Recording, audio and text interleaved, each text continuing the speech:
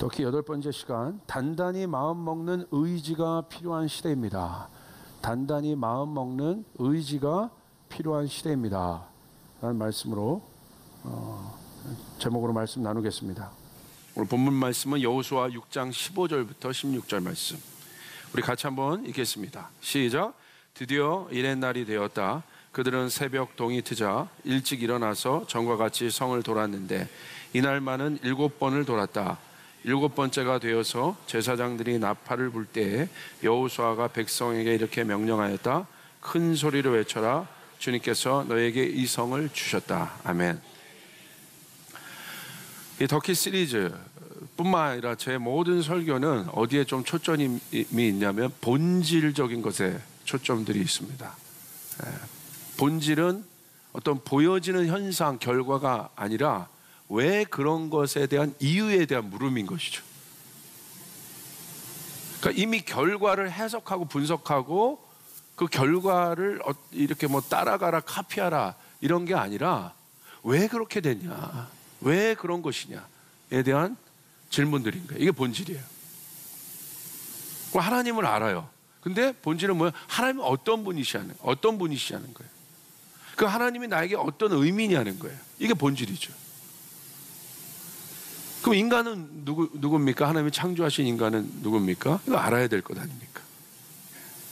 그래서 저는 이 의지, 특별히 인간이 갖고 있는 자유의지가 있습니다. 이게 굉장히 복잡한 문제인 것 같지만 사실 이 부분에 대한 명쾌한 정의가 있어야 됩니다. 인간이 갖고 있는 의지가 뭐냐 도대체. 왜 의지가 중요하냐, 우리의 신앙 가운데. 이것에 대해서 한번 오늘 말씀을 나눌까 합니다. 스스로의 권리라는 제목, 그 소제목이 있고 거기에 자유와 의지 두 영역으로 제가 먼저 좀 나눠 보았습니다. 여러분, 의지에 대한 바른 이해가 있어야 합니다. 성경에서 말하는 의지에는 자유라는 단어가 붙습니다. 자유의지라고 하죠. 자유의지란 하나님이 창조하신 인간에 대한 사실은 굉장히 바른 정의예요. 그러니까 하나님이 창조하신 인간이 누구냐? 이 자유의지를 갖고 있는 존재. 이게 굉장히 중요한 정의예요. 하나님의 권위 안에 있지만, 인간이 하나님의 권위 아래, 모든 만물이 하나님의 권위 아래 있어요. 그 창조주의 권위 아래 있습니다. 그렇지만 그 질서 안에서 인간은 스스로 자유롭게 결정하고 움직이고 계획할 수 있는 존재. 다시요. 모든 만물이 인간이 하나님의 권위 아래, 하나님의 질서 아래 있어요. 그러나 그 질서 아래서 인간은 스스로 자유롭게 어떤 것을 생각하고 움직이고 결정할 수 있는 존재라는 거예요. 이에 대한 깊은 이해들이 있어야 합니다. 하나님이 창조하신 생명에 대한 바른 이해는 우리가 어떠한 입력된 어떤 프로그램에 의해서 움직이는 존재가 아니라는 거예요. 여러분 명확하게 알아야 돼요. 그렇기 때문에 인간은, 여러분, 그런 맥락에서 이 자유의지를 갖고 있는 인간은 굉장히 중요한 어떤 여러분 주제입니다. 여러분, 자유란 무엇입니까? 자유. 저 사람에게 자유가 있다. 어떤 말을 해요? 스스로 행사할 수 있는 권리를 말하죠. 그 어린아이들이 이제 좀씩 크고 이제 사춘기, 청소년기로 접어들기 시작하면 뭘 찾아요? 자꾸 자유를 찾죠. 내버려둬. 엄마 내버려둬. 내가 알아서 할게. 뭐예요? 자유를 달라는 거예요. 하나님은 인간이 스스로 생각하고 또 생각한 대로 결정하고 행동할 수 있는 권리를 주셨습니다. 여러분 이 사실 믿으시길 바랍니다. 하나님, 우리가 스스로 생각하고 스스로 행동하고 스스로 결정할 수 있는 권리를 우리에게 주셨다는 것이에요. 인간의 자유에 있어서 주목해야 할 단어가 바로 이 스스로라는 단어입니다. 인간은 스스로 움직일 수 있는 생명으로 지음받았습니다. 그건 어떤 뜻이냐? 이 자유란 것은 우리 인간에게 어떤 뜻이냐? 그것은 하나님이 우리 인간을 어떻게, 우리 사람을 존중하셨다는 의미예요. 그래서 하나님께서 창조하신 이 모든 생명이란 존중받아야 하는 소중한 존재라는 거, 가치 있는 존재라는 거, 인정받아야 된다는 거. 그 가치와 의미는 무엇이겠습니까? 이 땅에 유익을 주는 온전한 존재. 여러분은 하나님께서 인간을 어떻게 지으셨어요? 존중하여 인간을 지으셨어요.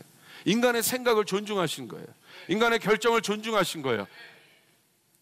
인간이 어떤 존재이기 때문에? 이 땅에 온전한 것들을 이루어낼 존재이기 때문에, 이 땅에 가치 있는 것들을 이루어낼 유일한 존재이기 때문에, 이 땅에 하나님의 뜻을 이루어낼 유일한 존재가 인간이기 때문에 하나님 자유를 주신 거예요. 믿으신 거죠. 의지란 그럼 무엇입니까? 의지란 어떤 일을 향해 생각과 마음이 모아진 상태. 우리가 자유에 대해서 지금 정리해 봤어요. 그럼 의지는 무엇이에요? 자유의지에서 자유에 대해서 정리해 봤습니다. 그 의지는 무엇입니까?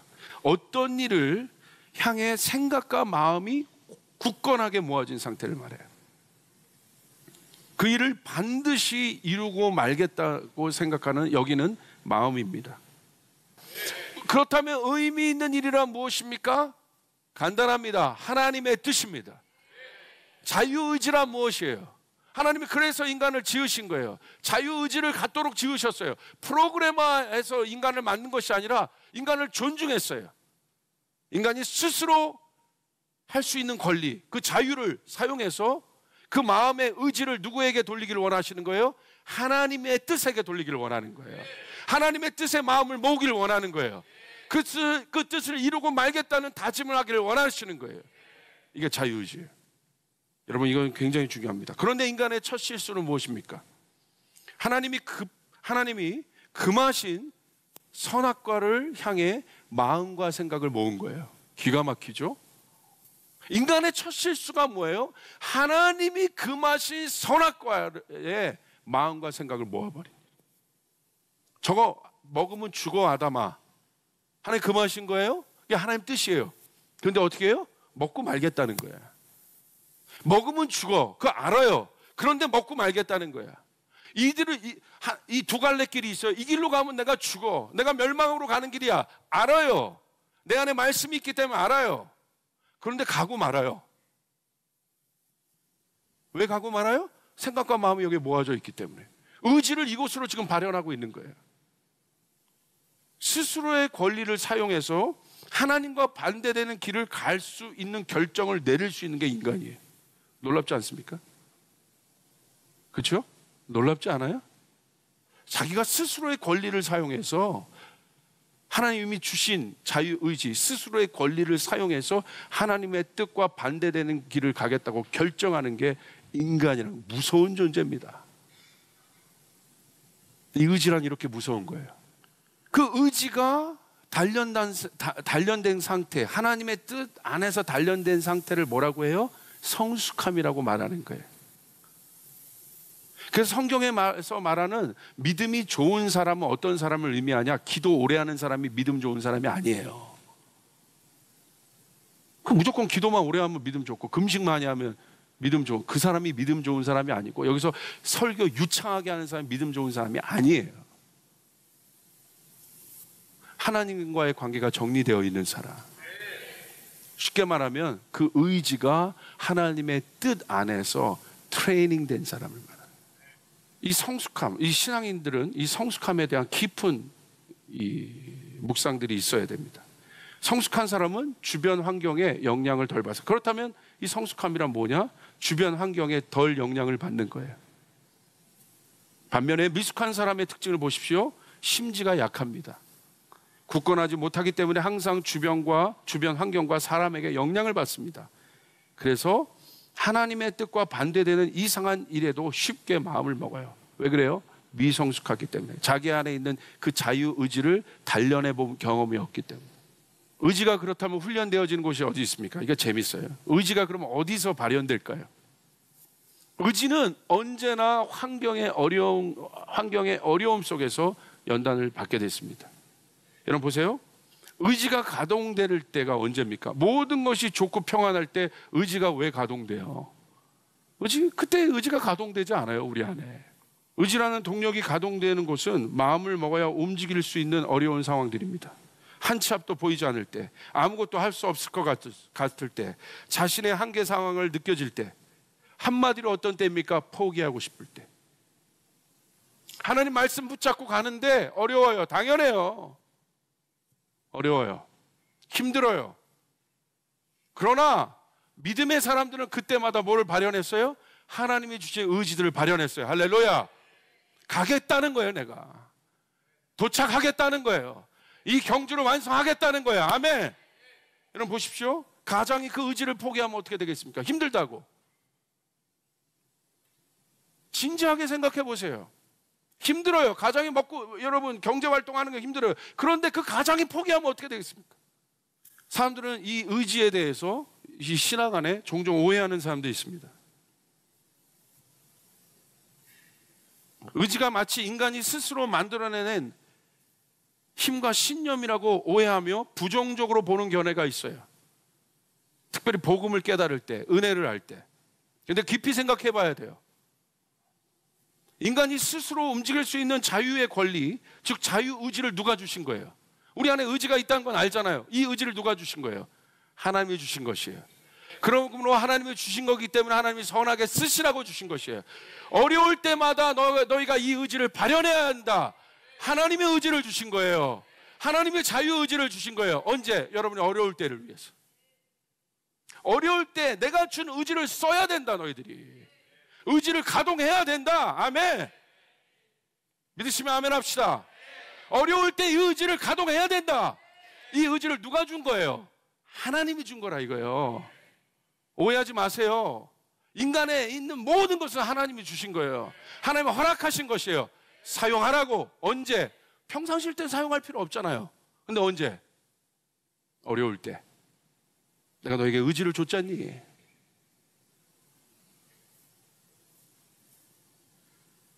은혜는 물론 우리의 상태와 조건에 관계없이 하나님이 일방적으로 보여주신 은총을 말합니다. 인간이 하나님의 은총 없이 살아갈 수 없는 연약한 존재라는 것을 깨닫는 것이 은혜의 깊은 뜻이에요. 은혜의 핵심이에요. 그런데 여러분, 하나님 없이 살아갈 수 없다는 것을 아는 인간이 자신의 인생에 대하여 무책임하고 아무 계획 없이 노력 없이 살아갈 수 있습니까? 은혜를 깨달은 사람이 그렇게 살겠습니까? 은혜를 경험한 사람이 한 번 받은 은혜로 인해 죄를 지어도 전혀 가책 없는 삶을 여러분 살 수 있겠습니까? 난 은혜 받았어. 그냥 구원 받았어. 십자가의 보혈의 능력도 알고 여러분 복음의 능력도 알아요. 이미 주님이 다 이루신 것도 알아요. 그런데 여러분 명심해야 돼요. 우리 죄를 짓잖아요. 죄의 영향력 아래에 있잖아요. 그럴 때마다 넘어지기도 하잖아요. 나는 은혜 받은 완전한 그런 온전한 존재인데 여러분 그럴 때마다 죄책감 안 들어요? 수치심 안 들어요? 정죄감 안 듭니까? 정말 안 듭니까? 들잖아요. 들지 않습니까? 이게 현실이에요.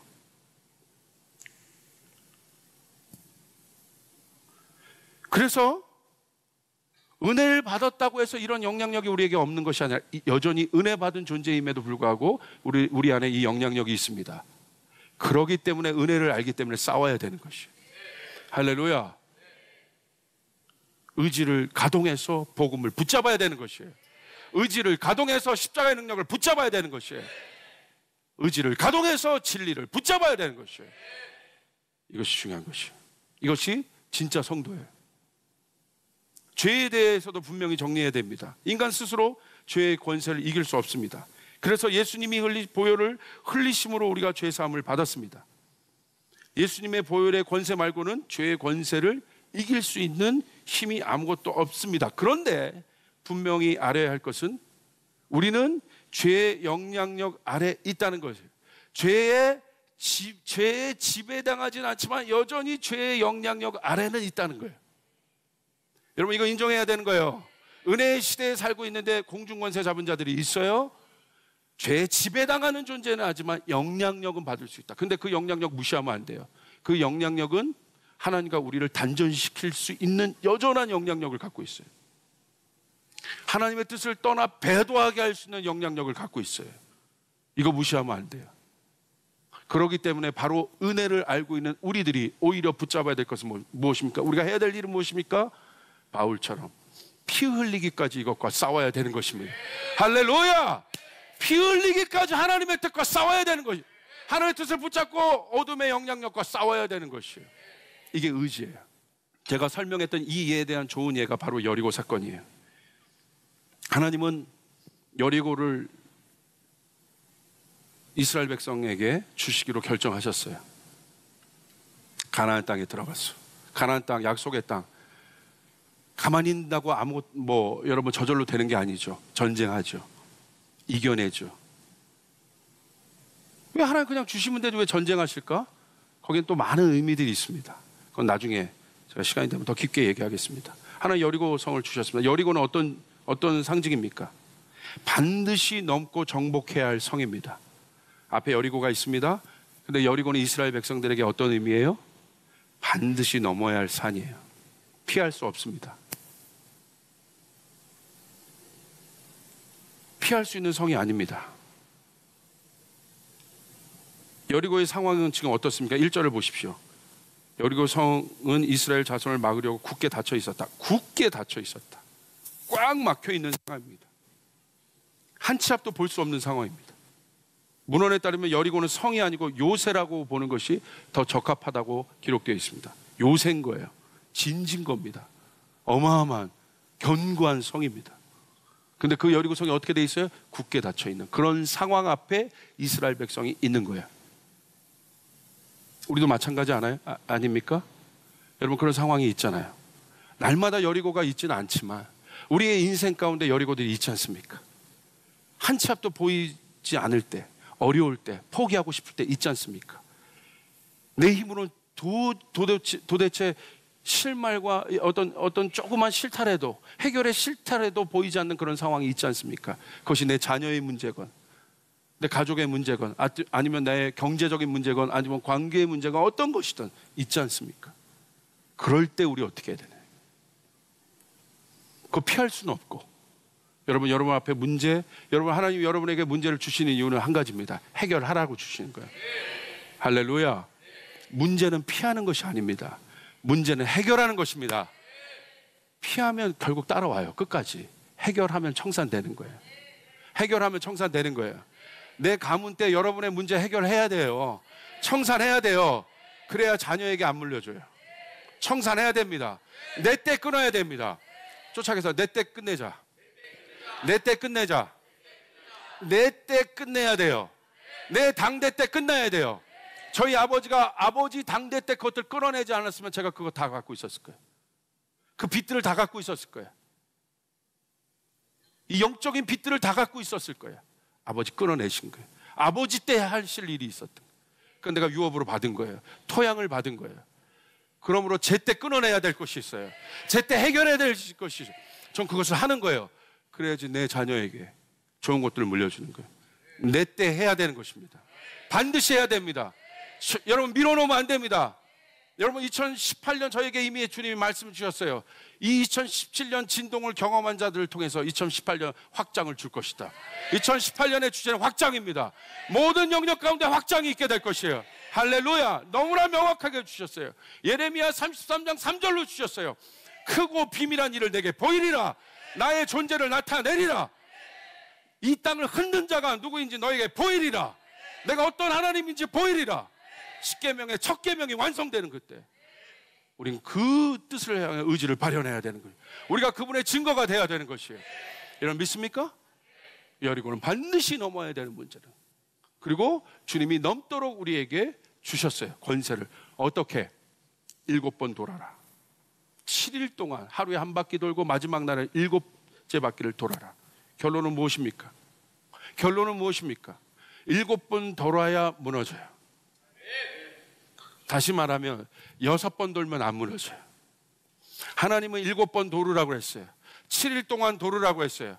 여러분 앞에 어떤 문제들이 해결되기를 원하십니까? 여리고가 무너지기를 원하십니까? 굳게 닫힌 분들이 여러분 무너지기를 원하십니까? 6번 돌면 안 무너져요.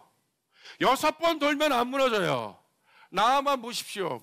7번 들어가라고 그랬어요. 그 말도 안 되는 계집종의 말을 듣고 6번 들어가면 여러분 안 변해요. 7번 들어가야 되는 거예요. 할렐루야. 할렐루야. 뭐를 발현하는 거예요? 6번에서 7번 넘어갈 때, 아니면 어떤 사람은 4번에서 5번 들어갈 때 벌써 마음이 흔들리는 사람이 있어. 뭘 발현해야 되는 거예요? 의지를 발현해야 돼. 하나님의 뜻을 가지고 거창하게 시작하는 많은 사람들을 봤어요. 전 너무 많이 봤어요. 비전은 다 알아요. 근데 어디서 다 무너진 줄 아세요? 어려운 환경 견디지 못해요. 못 견디더라고. 놓는 거예요. 7번 돌아, 그 미련한 방법 하나 우리에게 주십니다. 7번 돌아야 된다. 수많은 자유의지, 우리의 자유의지를 다른 것으로 발현하도록 사단은 우리의 마음을 유혹해. 그때 우리는 하늘을 봐야 되는 거예요. 그 마지막 그 의지를 발현한 그 순간 하늘의 문은 열리고 포기하고 싶은 순간 그 의지를 사용했어. 여러분의 다른 힘을 다른 곳에 사용하지 말고 하나님을 향해서. 다윗 보십시오. 하나님을 향해서 그 의지를 돌리는 거예요. 나의 도움이 어디서 올겠까? 당신은 나의 요새십니다. 당신은 나의 반석이십니다. 당신은 나의 산소입니다. 깨어라, 깨어라, 새벽을 깨워라. 이 새벽에 내가 이 어둠을 깨고 내가 하나님을 찬양할지어다.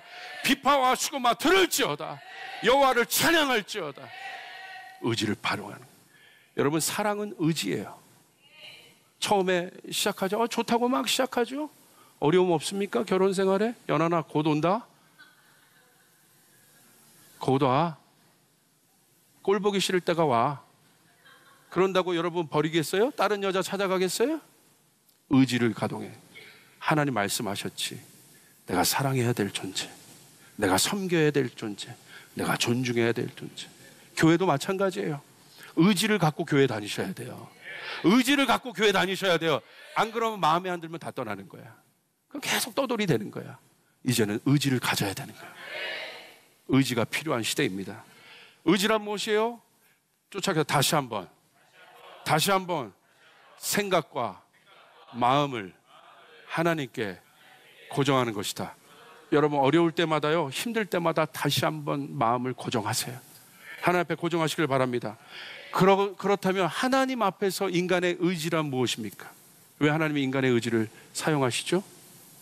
여러분, 그거는요, 누에 고치를 생각하시면 돼요. 애벌레가 있지 않습니까?